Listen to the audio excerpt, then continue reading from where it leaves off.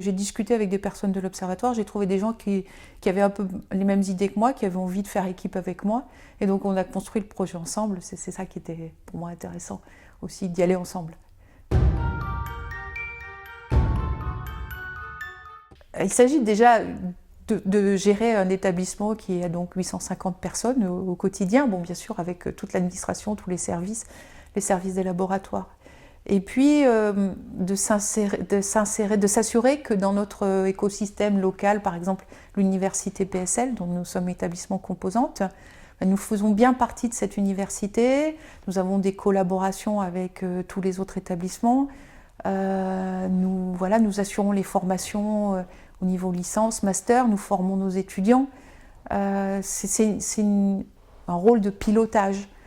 Et puis au-delà donc de la gestion au quotidien, d'indiquer des grandes directions qui conviennent quand même à l'établissement. Je ne vais pas inventer des choses, on n'est pas des despotes, mais s'assurer que le cap est tenu au-delà du quotidien, c'est ça que je voudrais réussir.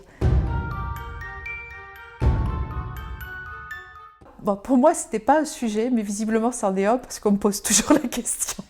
Bon, ok, je pense qu'il ne pouvait pas y avoir de femme directrice de l'Observatoire en 1667, ce n'était pas dans l'esprit à l'époque de Louis XIV.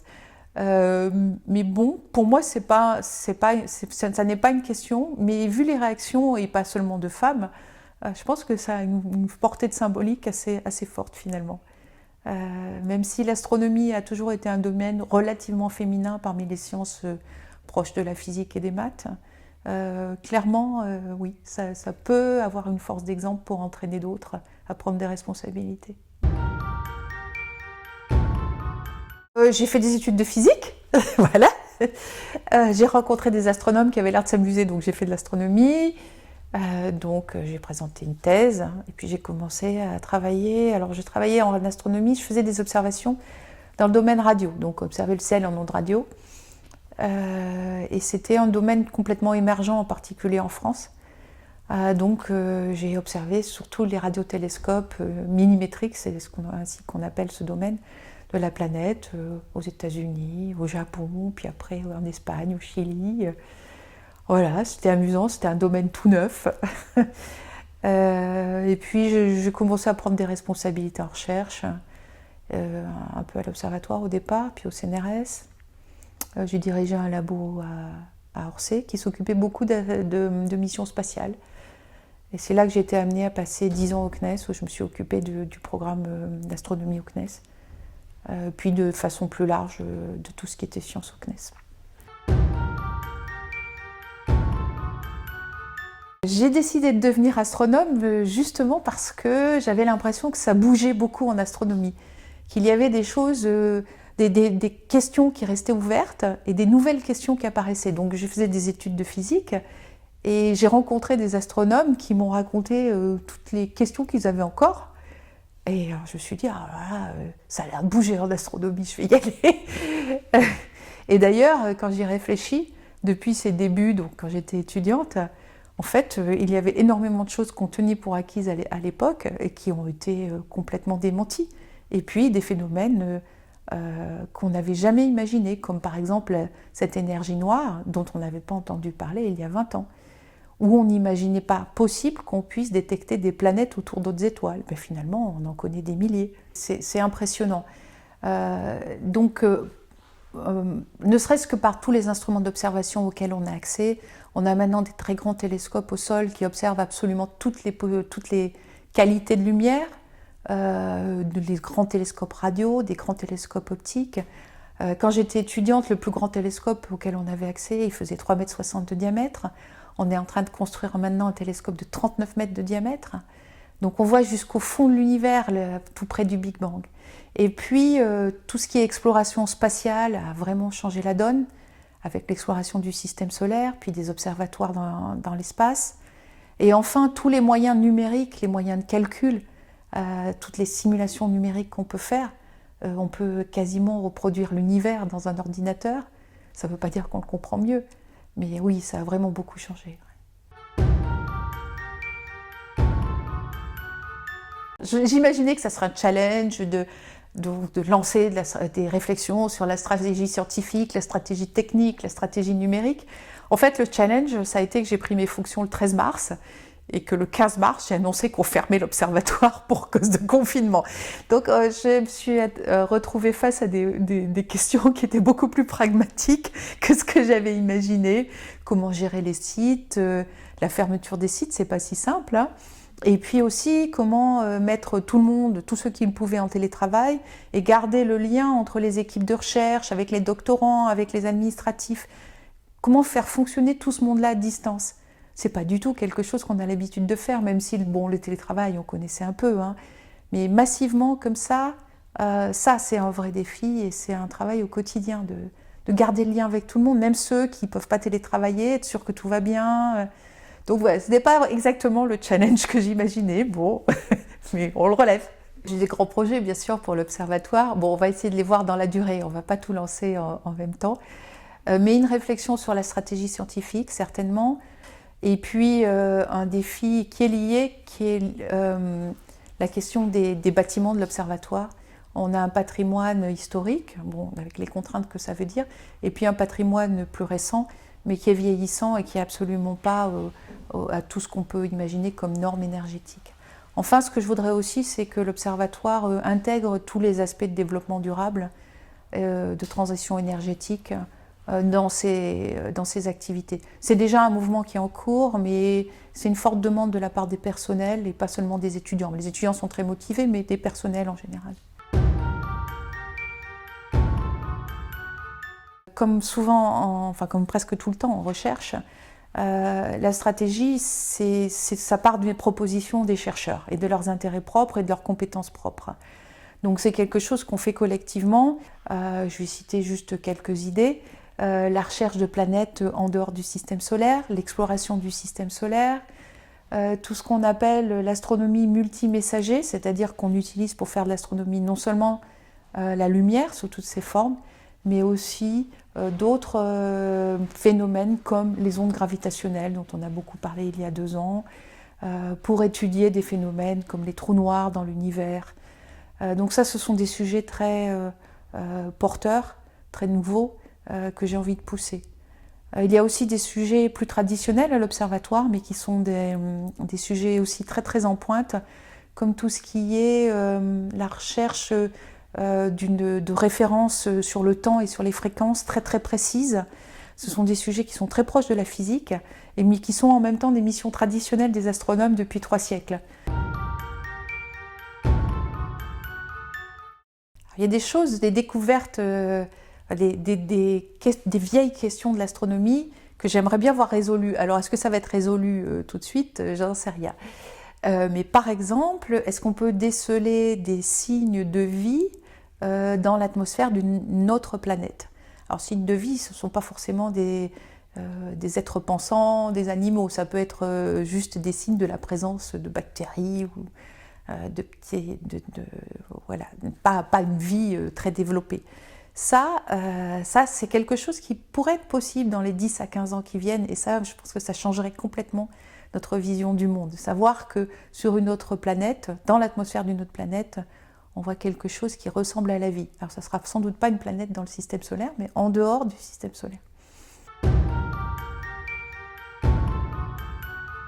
Qui m'a marqué beaucoup, je voudrais citer des événements liés aux missions spatiales dont je me suis occupée quand j'étais au CNES. Et il y a des moments d'émotion vraiment forts dans une mission spatiale, parce qu'il y a de l'enjeu, parce qu'on sait qu'il y a des centaines de personnes qui ont travaillé là-dessus. Je pourrais en citer beaucoup, mais je pourrais citer l'atterrissage qu'on a vécu en direct, mais avec un différé quand même de quelques minutes. L'atterrissage de la mission de la NASA sur Mars, qui s'appelle la mission s'appelait Mars Science Laboratory, mais le rover, donc le véhicule à 6 roues qui s'est posé sur Mars, s'appelle Curiosity. Et donc, on était aux États-Unis et on a vécu la descente, l'atterrissage de ce rover sur Mars. On était là tous, il y avait des milliers d'invités. Moi, j'étais avec les équipes scientifiques, avec une émotion terrible, une angoisse terrible. Et puis, on a vu apparaître sur l'écran la première image de Mars, enfin prise par la caméra. Donc ça voulait dire que la mission s'était posée et que la caméra fonctionnait. Ça, c'était quand même un moment incroyable. Un des plus beaux moments que j'ai vécu.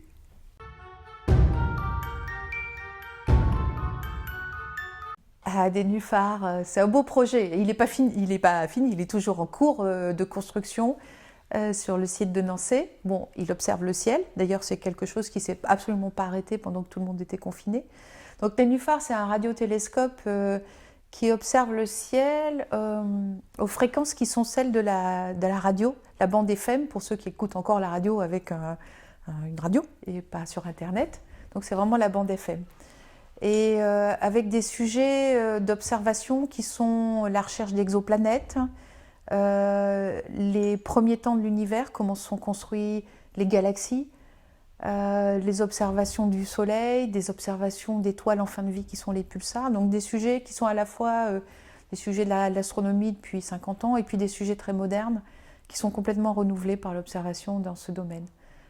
Donc des problématiques vraiment intéressantes et puis alors une équipe formidable avec des jeunes chercheurs, des doctorants, des chercheurs moins jeunes et une super ambiance. Donc tout ce que j'aime. Hein. Et une inauguration en octobre qui avait été un événement festif et sérieux qui était vraiment très sympathique. Alors les événements culturels, je vais prendre ça au sens large. Un événement qui m'avait marqué, c'était l'éclipse d'août 1999, l'éclipse totale de soleil. Enfin, elle était totale sur une partie du nord de la France. Et à l'époque, j'étais vice-présidente de l'Observatoire et on a décidé d'ouvrir l'Observatoire, son site de Paris, même si l'éclipse était seulement partielle, mais presque totale sur le site. Donc il faisait un temps pourri quand même, le ciel était très couvert. Et il y avait des dizaines de milliers de personnes dans l'observatoire et il fallait leur expliquer en direct ce qu'ils voyaient, ou plutôt ce qu'ils ne voyaient pas parce qu'il y avait des nuages. Une affluence folle et c'était un intérêt énorme pour tout ce qui était ce phénomène astronomique. Ouais, ça c'est un souvenir très fort. Alors les Journées du patrimoine, c'est mi-septembre, hein, si je ne me trompe pas. Et là, très franchement, je ne sais pas du tout quelle sera la situation sanitaire à ce moment-là. Ouvrir pour accueillir, parce qu'il s'agit de plusieurs milliers de personnes, je pense que c'est un peu optimiste d'envisager ça dès maintenant, d'autant plus que tout le processus d'autorisation devrait commencer maintenant. Donc dans les conditions sanitaires qu'on connaît, je pense que c'est vraiment un petit peu prématuré d'en parler. J'avais comme objectif d'ouvrir l'observatoire au moment de la Science en Fête à Meudon. Donc ça c'est en octobre. Bon, il se trouve que l'événement Stars Up aura lieu le 3 avril, donc juste au début de la Science en Fête. Donc ce qu'on va certainement faire, c'est s'associer de la façon la plus énergique possible à Stars Up, la deuxième version de l'événement. On est encore au stade des discussions, mais je pense que comme on me parle d'un écran géant qui sera installé sur la terrasse en dessous du château, je pense que j'ai des idées de ce qu'on pourrait montrer sur cet écran. Mais bon, j'attends les propositions de mes collègues aussi. C'est difficile de séparer les deux sites de Meudon et de Paris, d'autant plus que les laboratoires sont souvent à cheval sur les deux sites. Il y a le laboratoire de l'Observatoire qui est plus impliqué dans les missions spatiales et particulièrement à Meudon. Et donc ça c'est quelque chose, vu mon parcours en plus, je voudrais développer notre implication dans les grandes missions spatiales en astrophysique. Sinon, sur le site de Meudon, il y a des problématiques particulières liées au bâtiment. C'est quand même, voilà, la recherche c'est beau, mais il faut quand même qu'on fasse ça dans des conditions correctes. Et ce sont vraiment des bâtiments qui ont une cinquantaine d'années, qui n'auraient jamais dû durer 50 ans, qui sont pas... Ceux-là, il faut vraiment faire quelque chose. Donc, dans un premier temps, faire un minimum pour qu'ils soient un peu moins des passoires énergétiques. Mais j'ai un grand rêve qui serait qu'on arrive à construire un ou deux beaux bâtiments à Meudon qui soient adaptés à la recherche, disons, moderne, aux activités, soient plus reconfigurables, par exemple. Voilà, ça serait vraiment bien. Ça, il faut vraiment trouver des partenaires pour ça, hein, parce que c'est vraiment un projet à long terme.